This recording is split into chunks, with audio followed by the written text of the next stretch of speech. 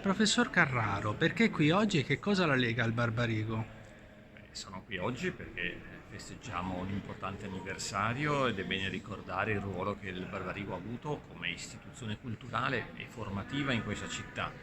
A me ha dato molto in quanto ho fatto il liceo scientifico per 5 anni, in anni complicati come gli anni 70 in cui la scuola stava cambiando in Italia ed è cambiato tanto anche il Barbarigo, si è adeguato ai tempi che innovavano e ha portato a me e a tanti altri ragazzi quella formazione sulla quale poi abbiamo costruito il nostro successo.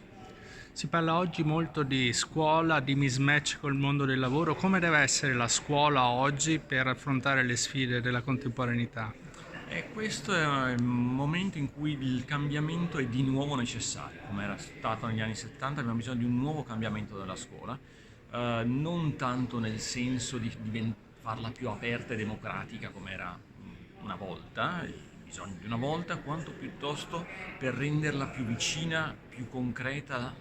più utile al mondo del lavoro. E abbiamo bisogno di una scuola più operativa, più pratica, in cui a fianco di una conoscenza e di una cultura generale si acquisisce anche una competenza che si aggiorna in continuazione perché il mondo sta cambiando molto rapidamente e le conoscenze che sono necessarie devono essere aggiornate anno dopo anno. Un saluto e un augurio per gli allievi e gli ex allievi del Barbarigo? L'augurio molti non ne hanno bisogno perché hanno fatto delle bellissime carriere, a tutti gli altri auguro di farcela nei prossimi anni e al Barbarigo di continuare ad aiutare a crescere tanti ragazzi,